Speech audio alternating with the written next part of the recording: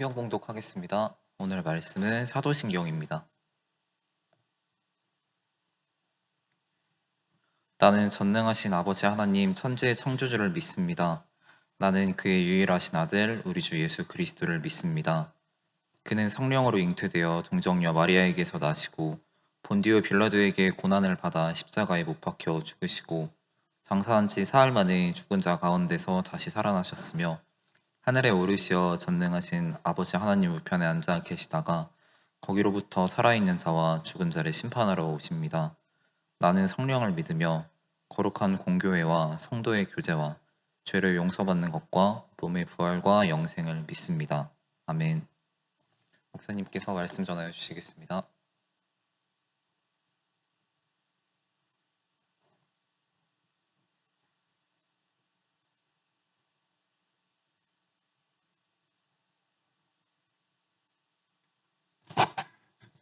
기도하십니다. 사랑의 하나님, 모으심을 감사합니다. 말씀 허락하심을 감사합니다. 이제 하나님의 말씀을 받습니다. 되신 말씀으로 저희 모든 것 다 밝게 드러나 깨닫게 하시고 권능의 말씀으로 온전케 하사 주님 영광 받아 주시옵소서. 예수님의 이름으로 기도합니다. 새해가 되면 제가 주기도문, 사도신경, 십계명, 그리고 우리 총회의 성민의 길, 이 말씀으로 새해를 시작하지요. 주기도문은 이미 했습니다. 서산교회에서 했습니다.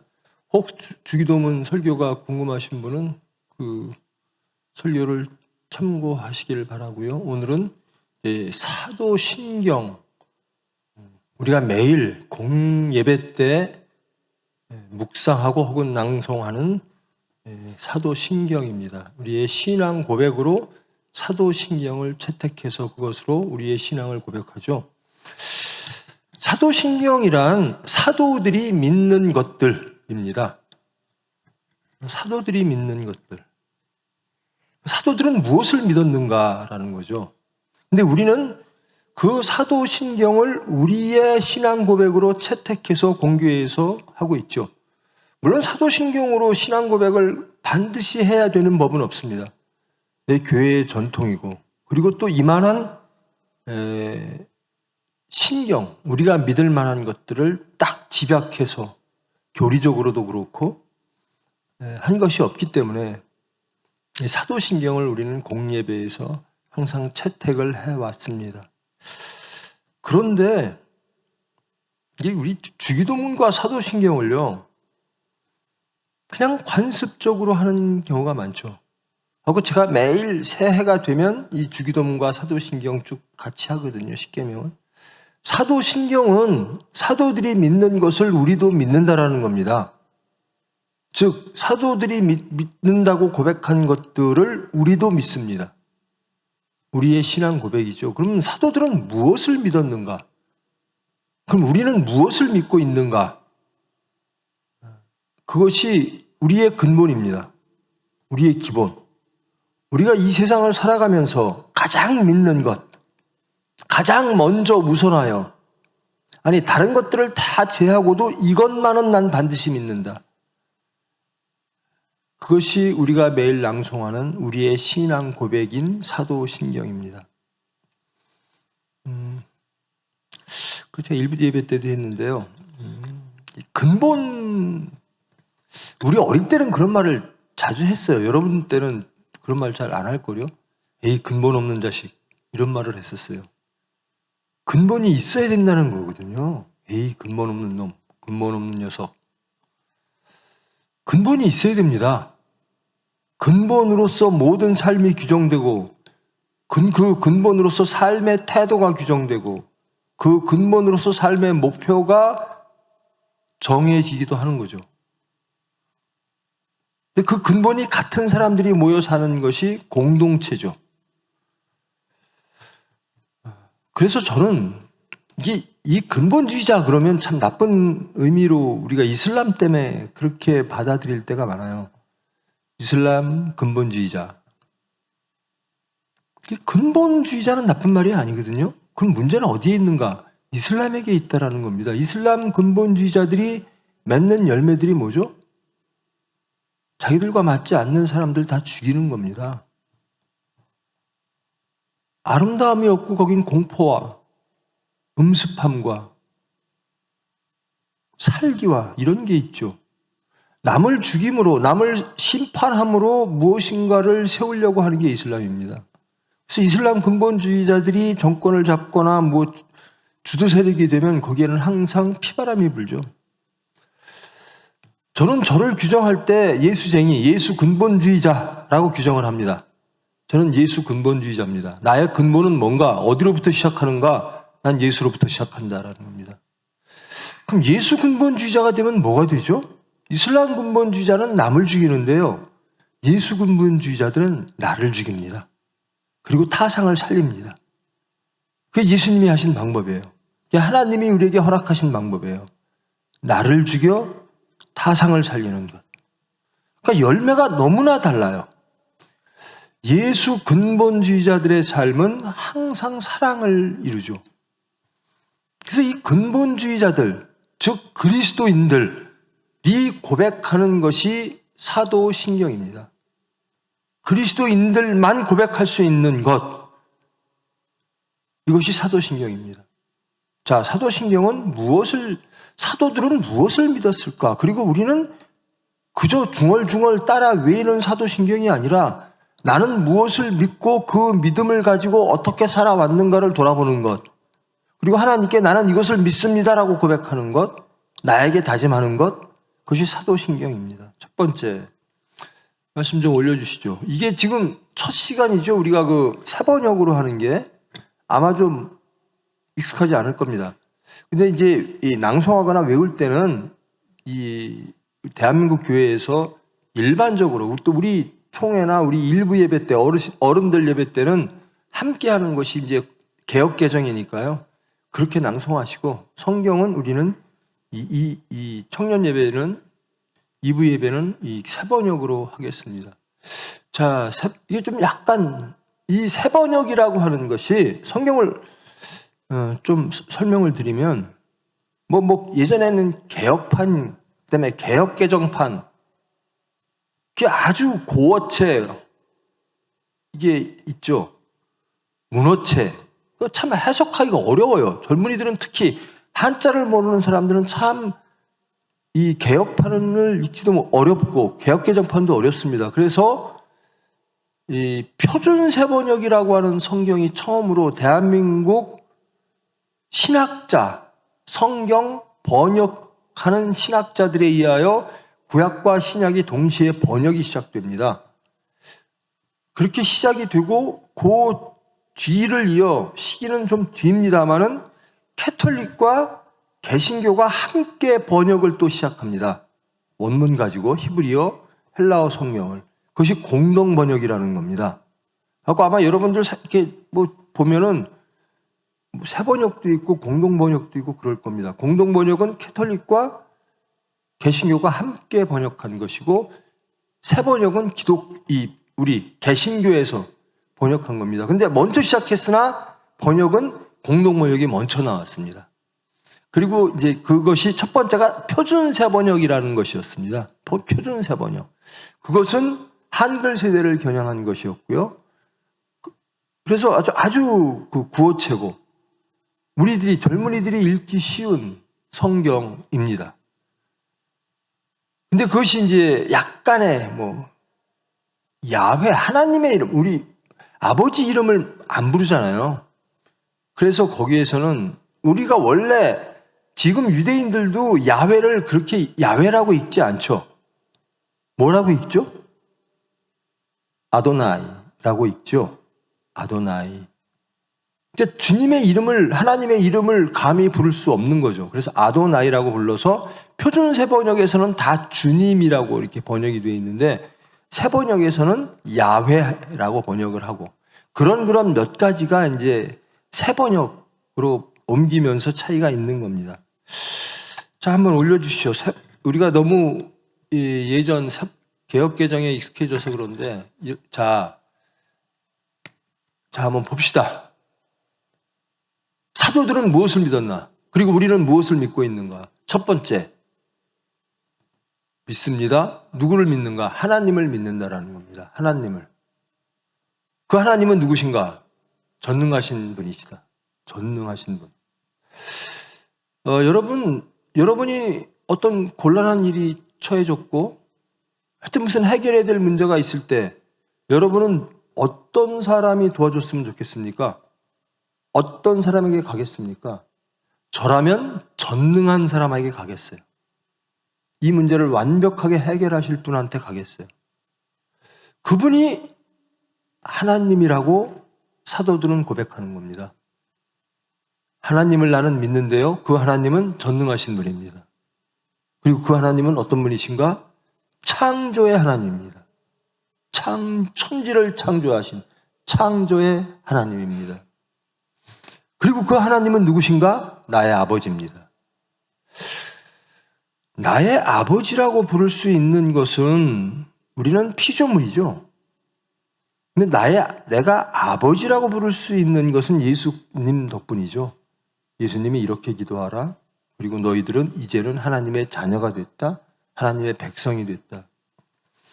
첫 번째, 우리가 살면서 잊지 말아야 될 우리의 근본은 나는 하나님을 믿는 것입니다. 근데 그 하나님은 어떤 분이신가? 전능하신 분이십니다. 그 하나님은 창조주이십니다. 그 하나님은 나의 아버지십니다. 여기서 아버지라고 하는 것, 이게 부모님이죠. 어머니, 아버지.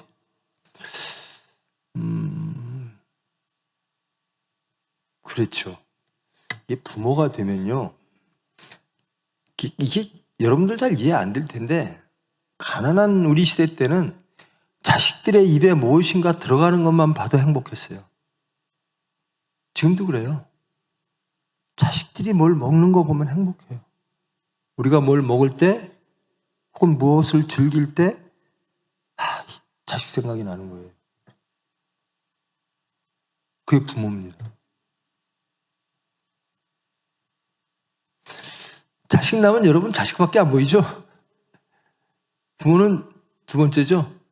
부모한테는 끝이 있고 자식한테는 끝이 없대요. 근데 우리 하나님은 우리 자식을 똑같아요. 우리 자식을. 우리가 아버지라고 부르는 우리 하나님은 우리를 사랑함에 끝이 없습니다. 그 끝이 없음을 두 번째 믿음에서 설명하고 있습니다. 나는 그의 유일하신 아들 우리 주 예수 그리스도를 믿습니다. 이제는 성부를 믿는다, 그 다음에 성자를 믿는다라고 고백하는 거죠. 예수님을 믿습니다. 예수는 Jesus Christ, Jesus라고 하는 것은 영문이죠. 그 당시에는 아주 예수라고 하는 그 제이콥, 이 예수라고 하는 이 말이 굉장히 흔한 우리나라로는 뭐 김씨, 이씨 뭐 이런 식으로 예수라고 하는 이름이 아주 흔한 이름이었습니다. 그것은 무엇이냐? 인성을 가졌다라는 겁니다. 예수님은 완벽한 인간으로 태어났습니다. 말씀 올려주세요. 계속 올려주세요. 아니, 그 전에 거. 나는 나는 예수님을 믿습니다예요. 예수님을 믿습니다. 첫 번째는 나는 하나님을 믿습니다. 그 하나님은 누구신가에 대해서였고, 두 번째는 나는 예수님을 믿습니다. 근데 그 예수님은 누구신가? 그 예수님은 누구신가? 하나님의 독생자. 여기선 그의 유일하신 아들, 독생자죠. 나는 그 예수님이 하나님의 아들임을 믿습니다. 그리고 그 예수님이 우리의 주인임을 믿습니다. 그리고 그 예수님이 그리스도, 메시아죠. 메시아, 구원자. 내 삶의 구원자임을 믿습니다. 그러니까 어려운 일이 생기면 하나님한테, 예수님한테 달려간다는 거죠. 나는 가장 믿는 게 누군가? 삼위일체 하나님이라는 겁니다. 그러니까 여러분들 가장 믿음직 못한 사람을 혹은 어떤 법칙을 선택하는 건 미련한 거죠. 지혜로운 사람은 가장 확실한 걸 선택하겠죠. 믿을 만한 것을. 근데 이 사도들은 그렇게 자기의 믿음을 하나님께 고백하는 겁니다. 그리고 공교회에서 고백하는 겁니다. 나는 하나님을 믿고 나는 예수님을 믿습니다. 그 예수님은 누군가? 독생자, 하나님의 독생자고 우리 주인이시고 우리를 구원하시는 분. 그분이 예수님입니다. 나는 그분을 믿습니다. 다음. 근데 그 예수님은 어떻게 태어나셨는가? 예수라고 하는 인성인데 성령으로 잉태됐다는 겁니다. 신성이 들어갔다는 겁니다. 그러니까 완벽한 신성과 완벽한 인성을 가지신 예수님, 완벽한 신이며 완벽한 인간이신 예수님, 우리가 똑같은 인간. 그런데 아담은 하나님의 형체대로 창조되어진 아담은 사탄에게 굴복했죠. 더 좋은 세상이 있어. 눈이 더 밝아질 거야. 그래서 불순종, 반역하여 선악과를 늑탈하죠. 근데 예수님은 끝내 승리하십니다. 완벽한 인간으로서의 승리하십니다. 순종하십니다. 그래서 두 번째 아담은 실패하지 않는 아담. 우리의 표상이 되는 거죠. 왜 그럴까? 성령으로 잉태됐다는 겁니다. 인성이 있으나 완벽한 인간이나 완벽한 또 신이시기도 하는 거죠. 그래서 동정녀 마리아에게 나셨다. 우리 현대 과학으로 이게 가능합니까? 우리의 합리로 가능합니까? 동정녀라고 하는 것은 처녀입니다.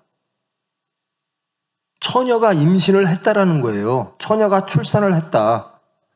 이게 우리의 지금의 합리와 지금의 과학으로 이해가 되는가라는 겁니다.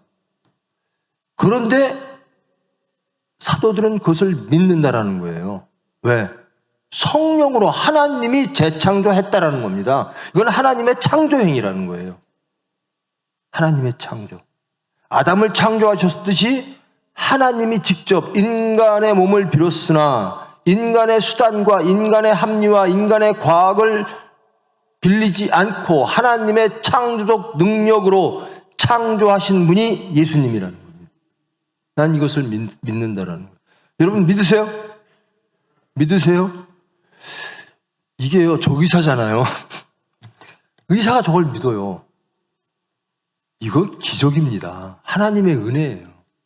믿음은 전적으로 하나님의 선물입니다. 내 합리로, 내 지혜로 믿는 게 아닙니다. 하나님의 은혜로 믿게 되는 겁니다. 그래서 예수님은 어떤 분이신가? 성령으로 잉태되신 분. 그래서 동정녀 마리아라고 하는 여자에게 나신 분. 그리고 죽으신 분, 고난을 받아 죽으셨다라는 겁니다. 또 성령으로 잉태돼서 하나님의 창조 행위로 태어나셨는데 근데 또 죽으셨대요. 고난받고. 어떻게 고난받았나? 십자가에 못 박혀.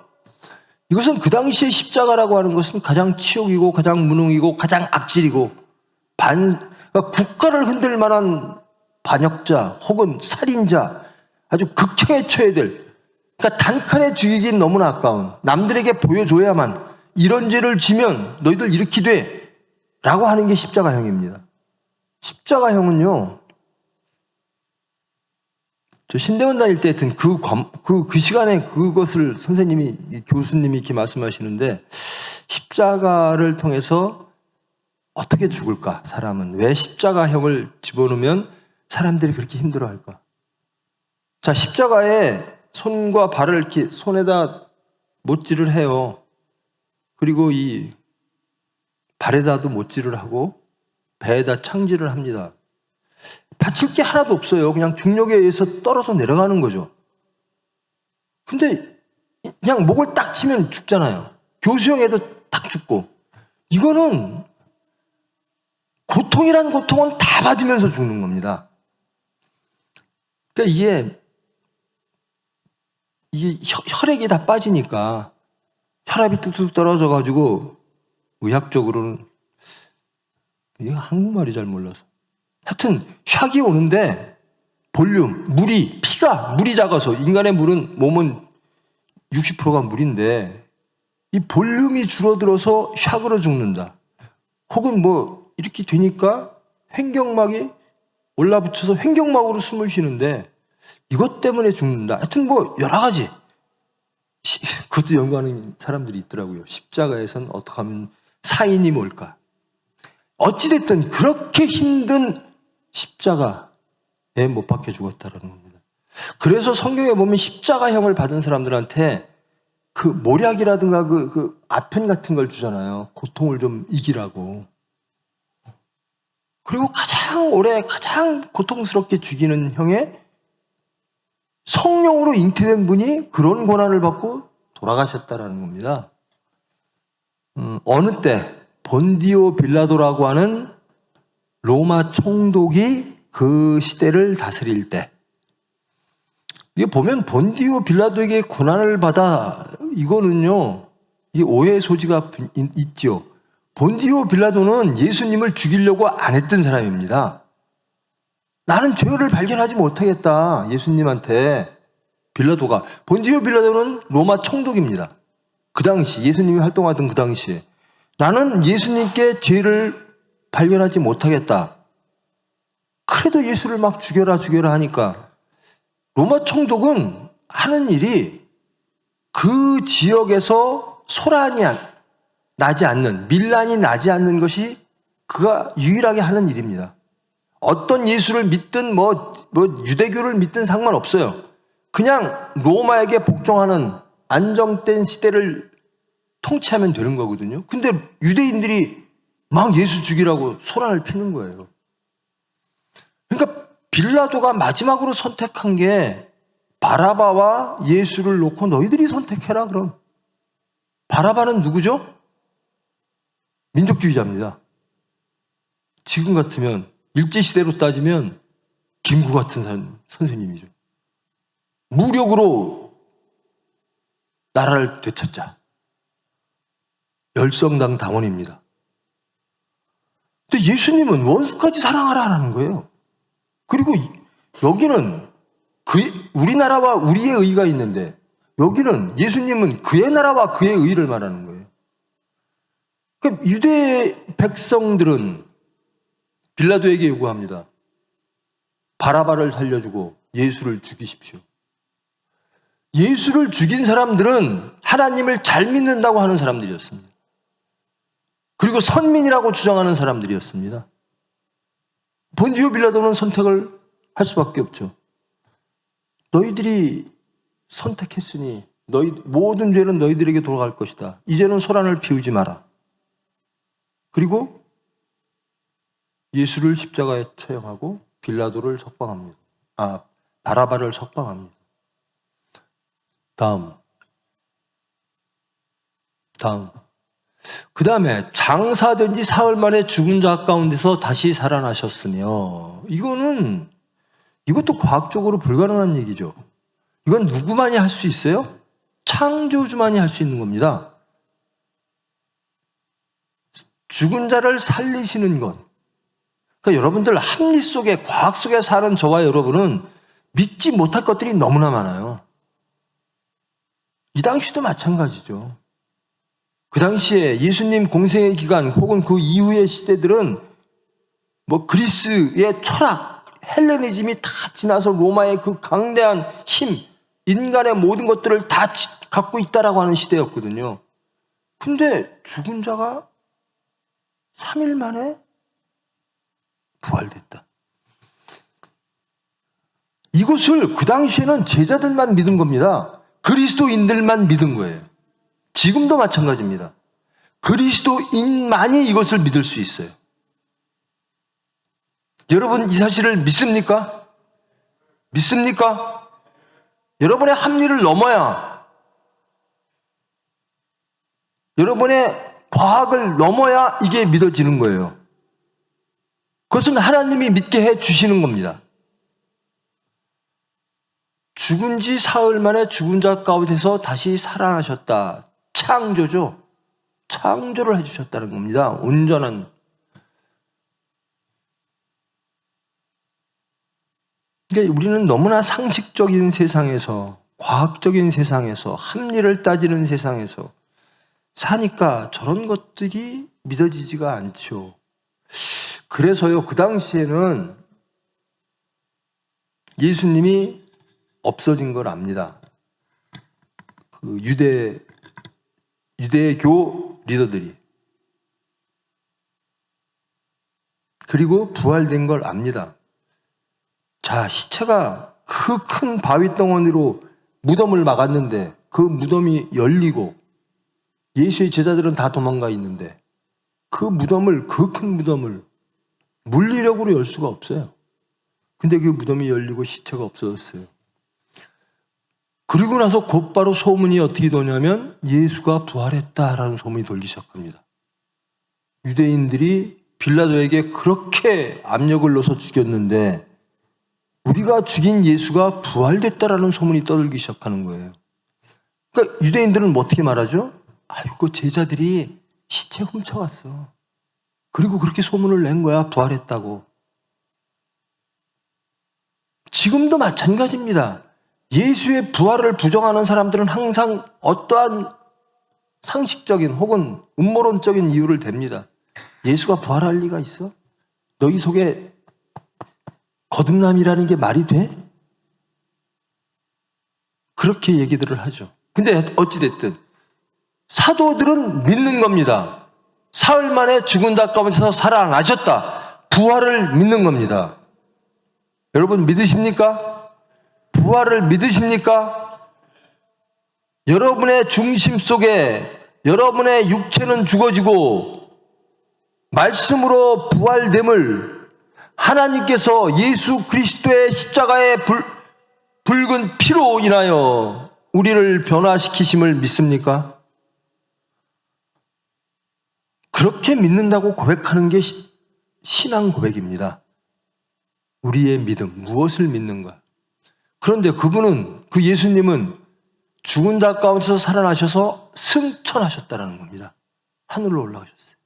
하나님이 계신 곳으로. 그리고 전능하신 하나님 우편에 앉아 계십니다. 우편에 앉아서 뭐 하실까? 우리를 변호하시는 분. 우리 죄인들을 위하여 변호하시는 분. 그리고 살아있는 자와 죽은 자를 심판하러 오시는 분, 예수님의 재림. 살아있는 자는 물론 당연히 그날 살아있으니까. 근데 죽은 자까지도 예수님이 언제 재림하실지 모르죠. 우리의 육체적인, 이 물리적인 육체가 죽은 후라도 예수님은 심판하신다라는 겁니다. 예수님은 누구신가? 심판하시는 분. 하나님은 누구신가? 심판하심. 그래서요, 구약의 잠언에 이랬죠. 지식의 근본은 하나님을 경외하는 것이라. 하나님을 경외하는 것이라. 경외라고 하는 것을 영어 성경에 보면요, fear라고 번역을 합니다. 두려워하라. 근데 그것이 정확한 해석은 아닙니다. 존경하면서 두려운 거예요. 사랑하면서 두려운 거예요. 예수님은 사랑의 대상이자 두려움의 대상이기도 한 거죠. 우리가 잘못 살면. 다음. 그 다음에 이제 성부, 성자가 나왔고, 그 다음에 성령이 나옵니다. 나는 성령을 믿으며, 성령. 삼위일체 하나님을 믿는다라는 겁니다. 성령이라고 하는 것이 예수님이 그렇게 말씀하시죠. 승천하기 전에. 내가 올라가서 너희들에게 성령을 보낼 것이다. 그리하면 그 성령이 너희들에게 능력을 주어서, 권능을 주어서 너희들을 땅끝까지 증거하는, 나의 복음을 땅끝까지 증거하게 하는 수단으로, 능력으로 만들어 줄 것이다. 그러니까 삼위일체 하나님이 우리를 만드시고 우리에게 능력 주시고 권능 주시고 우리를 예수님을 증거하는 수단으로 만드시고 그런 삶을 살게 해 주신다라는 겁니다. 우리가 하는 게 아니에요. 하나님의 은혜로 하는 거죠. 믿는 것도 은혜고 그렇게 사는 것도 은혜고 예수님을 항상 사건 속에서 바라보게 하시는 것도 은혜고 성령을 믿으며 여러분 삼위일체 하나님을 믿으십니까? 그 예수님을 믿으십니까? 예수님의 죽음을 가장 하나님 잘 믿는다고 하는 사람이 예수님을 죽였습니다. 메시아를 기다렸던 사람들이 지금은 예수님을 누가 죽이죠? 예수 잘 믿는다고 하는 사람들이 죽입니다. 입으로 주여 주여 하는 사람들이 죽입니다. 그 다음에 거룩한 공교회라는 게 나옵니다. 전통 일반적인 교회, 캐톨릭이라고 하는 말이 그냥 일반적인 그냥 유니버설한 뭐 이런 뭐 그런 말이죠. 교회는 예수 공동체는 거룩해야 된다는 겁니다. 예수 공동체는 그러니까 교회를 나오는 이유들이 참 다양하더라고요.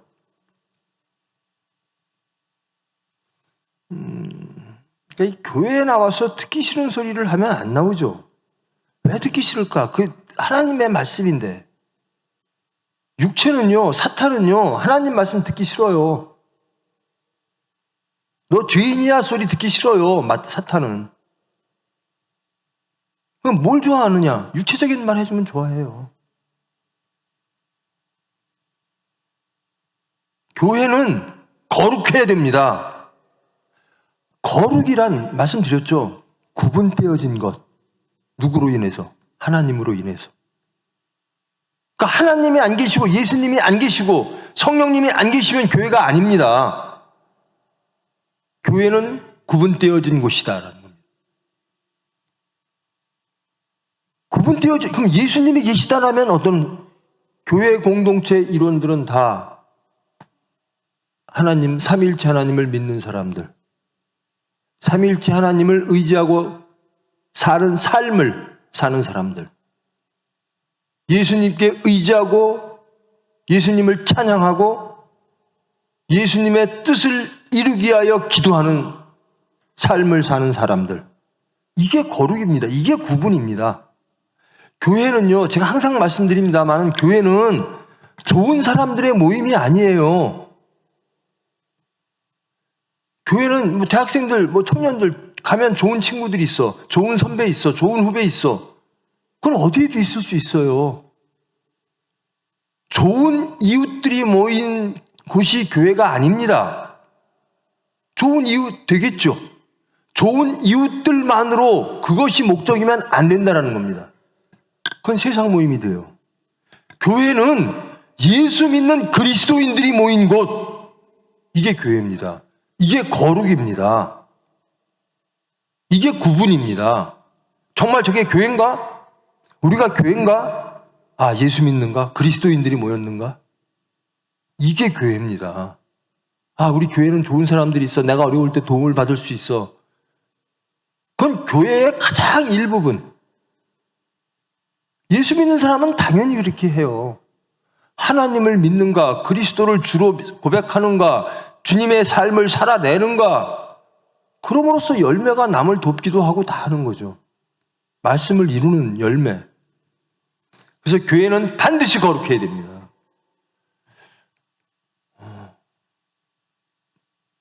참 이게요.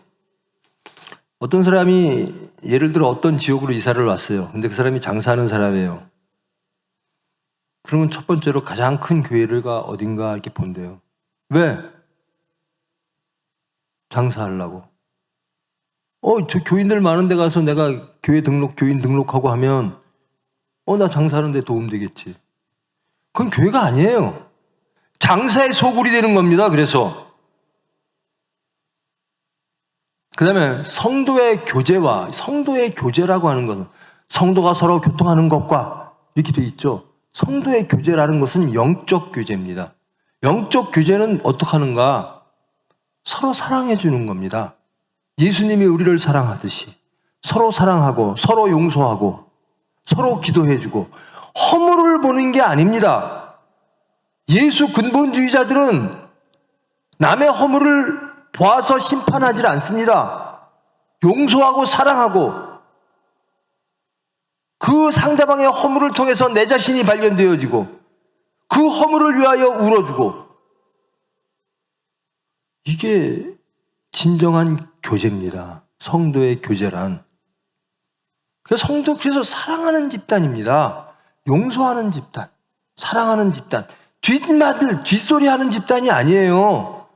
서로들 저 교인 어때? 뭐 저 사람 어때? 이런 소리 하는 데가 교회가 아니에요. 서로 용서하고 서로 사랑하고 서로 껴안아주고 서로 감싸주고, 사랑은 모든 허물을 덮느니라. 그게 교회입니다. 그리고 예수님은 어떻게 하셨나? 가늠한 여인 앞에서 예수님은 어떻게 하셨나?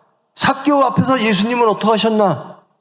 우리는 돌을 들고 있는데 예수님은 용서하셨다라는 겁니다. 우리는 돌을 들고 있는가? 아니면 예수님처럼 용서하는가? 성도의 교제가 그런 겁니다. 죄를 용서받는 것, 이것처럼 기쁘고 감격이 없죠. 아무도 나의 죄를 용서 안 해요. 스스로 나 자신도 나를 용서 못 해요.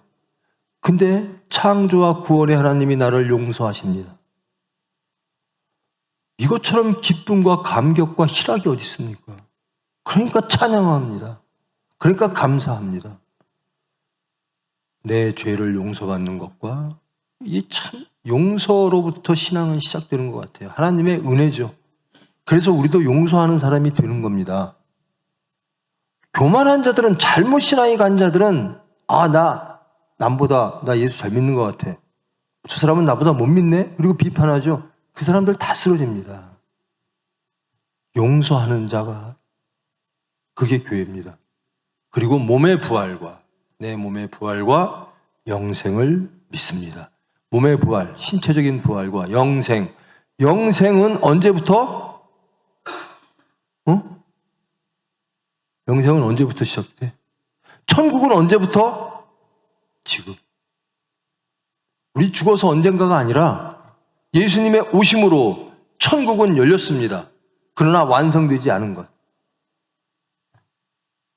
already 난 예시에 항상 이미, 그러나 아직 이미 열렸어요. 천국과 이미 영생도 열렸어요. 그러나 완성되지 않은 겁니다. 예수님의 재림 때 완성되어지는 천국과 영생을 누리는 사람들. 저는 그 몸의 부활과 하나님이 주신 그 희락과 안식과 영생과 천국을 누림을 믿습니다. 자, 이것이 우리가 가장 근본적으로 믿는 겁니다. 가장 우선해서 믿는 겁니다. 여러분이 어떤 삶의 자리에 있든 이것을 근본으로 깔고 가는 겁니다. 나는 하나님을 믿습니다. 나는 예수님을 믿습니다. 나는 성령님을 믿습니다. 나는 거룩함을 믿습니다. 나는 천국과 영생을 믿습니다. 나는 그 하나님을 아버지라고 믿고 나의 주인이라고 믿고 나는 그의 삶을 따라서 행복한 삶을 살겠습니다. 정의로운 삶을 살겠습니다. 그렇게 고백하는 것이 우리의 신앙 고백입니다. 나는 무엇을 믿는가? 이 사도신경 우리 막 초치기도 하잖아요. 오늘도 그랬을 거예요. 사도신경 합시다 그러면 막 쫙 그렇게 읽을 사도신경이 아닌 거예요. 우리의 신앙을 고백하고 우리의 믿음을 고백하는 거거든요. 나는 무엇을 믿는 사람인가? 여러분, 물질 믿는 사람도 있죠. 제일 흔한 게 물질 믿는 사람들입니다. 물질. 혹은 그 다음에 지식. 그 다음에 세상의 합리, 이념. 아니라는 겁니다. 나는 하나님을 믿는 사람. 이게 나의 정체성. 나는 그리스도인입니다. 그리스도인들만이 고백할 수 있는 믿음의 고백, 신앙 고백입니다. 어때요, 여러분? 신앙 고백을 한번 같이 쫙 봤는데 여러분도 이런 고백을 하고 사십니까? 이런 고백대로 사십니까? 부디 그러기를 축원합니다. 그래야 그리스도인입니다. 그리스도인은 예수님이 유일한 구원자이심을 고백하고 믿고 그 예수님을 따라가는 사람들이죠. 우리 교회가 거룩한 교회 되기를 축원합니다. 여러분이 그 거룩한 교회를 이루는 선하고도 강건하고도 능력 있는 수단 되기를 축원합니다. 여러분의 삶의 근본이 삼위일체 하나님이시기를 축원합니다. 여러분의 삶의 어떤 자리에서도 오로지 삼위일체 하나님만을 믿고 의지하며 행복한 삶을 누리는 그리스도인 되기를 축원합니다. 기도하십니다. 사랑의 하나님, 사도들의 신앙 고백, 그들의 믿음, 그들의 정체성을 통해서 우리를 돌아보았습니다. 우리는 무엇을 믿고 사는가? 우리가 믿는 것이 정말 무엇인가? 나는 그리스도인인가? 주님 말씀 허락하심을 감사합니다. 이제 우리 온전히 사도들의 믿음, 그들의 신앙을 우리의 믿음과 신앙으로 영접하여 우리의 모든 삶의 자리에서 예수님과 동행하는, 안식하는, 천국을 누리는 행복한 그리스도인 되기를 소망하오니 주님 은혜로 인도하여 주시옵소서. 예수님의 이름으로 기도합니다.